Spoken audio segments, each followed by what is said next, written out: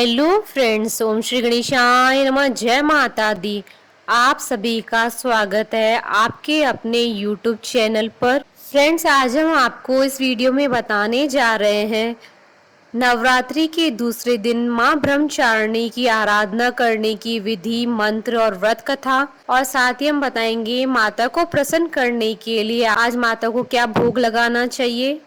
Friends, video शुरू करने से पहले आपसे रिक्वेस्ट है, अगर आप हमारे चैनल पर नए हैं और आपने अभी तक हमारे चैनल को सब्सक्राइब नहीं किया है तो प्लीज़ सब्सक्राइब कीजिएगा चैनल को और साथ ही प्रेस कीजिएगा बेल आइकन को, जिससे नए वीडियो से रिलेटेड नोटिफिकेशन आपको तुरंत प्राप्त हो सके। और वीडियो पसंद आए तो वीडियो को लाइक और शेयर जरूर कीजिएगा और कमेंट बॉक्स में जय माता दी जरूर लिखिएगा।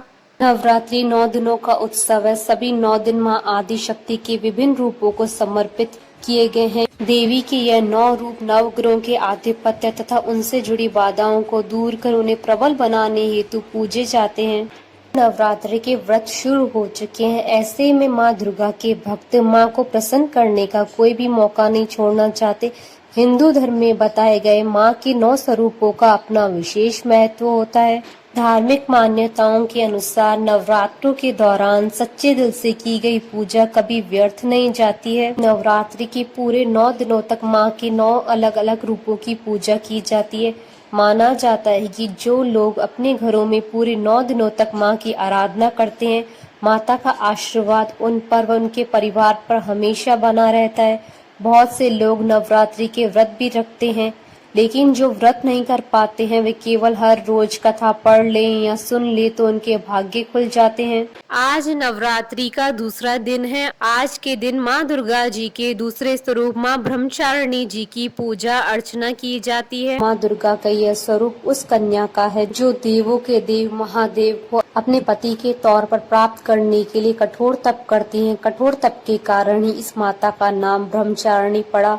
माँ ब्रह्मचारिणी की विधि विधान से पूजा करने पर सदैव विजय प्राप्त होती है।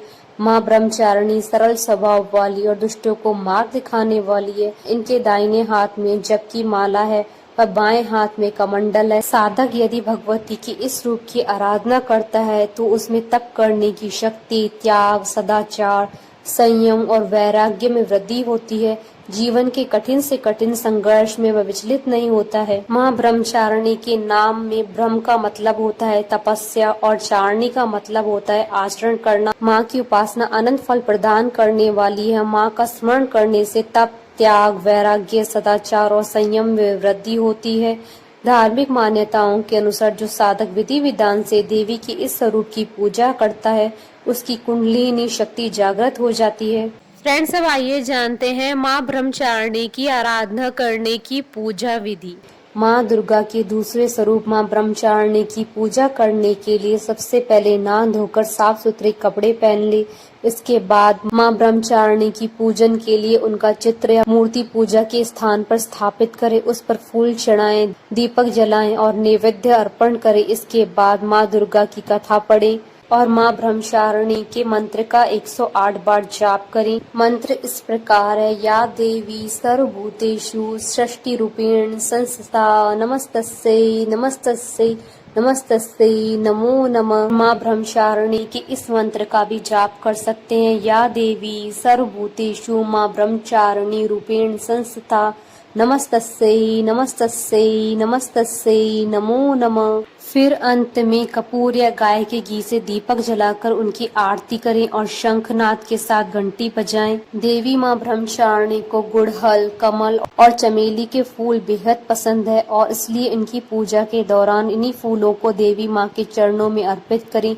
चूँकि माँ को चीनी और मिश्री काफी पसंद है, इसलिए माँ को भोग में चीनी, मिश्री और पंचामृत का भोग लगाएं। माँ ब्रह्मचारिणी को दूध और दूध से बने व्यंजन अति प्रिय हैं, इसलिए आप उन्हें दूध से बने व्यंजनों का भोग लगा सकते हैं।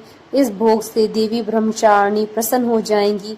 इन्हीं चीजों का दान करने से लंबी आयु और सौभाग्य भी पाया जा सकता है। इस विधि से माँ ब्रह्मचारिणी की पूजा करने से कई कष्ट दूर हो जाते हैं और मनुष्य की उम्र लंबी होती है। अगर आपकी कुंडली में बुरे ग्रह की स्थिति है तो उनकी स्थिति सुधर जाती है और सारे दोष मिट जाते हैं और अंत में मनुष्य सारे सुख भोग कर स्वर्ग को प्राप्त होता है। फ्रेंड्स, अब आइए प्रारंभ करें माँ ब्रह्मचारिणी की व्रत कथा। पूर्व जन्म में इस देवी ने हिमालय के घर पुत्री के रूप में जन्म लिया था और नारद जी के उपदेश से भगवान शंकर को पति के रूप में प्राप्त करने के लिए घोर तपस्या की थी।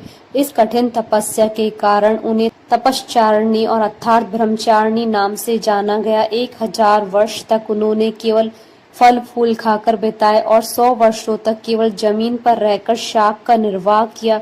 कुछ दिनों तक कठिन उपवास रखे और खुले आकाश के नीचे वर्षा और धूप के घोर कष्ट सहे 3000 वर्षों तक टूटे हुए बिलपत्र खाए और भगवान शंकर की आराधना करती रहीं।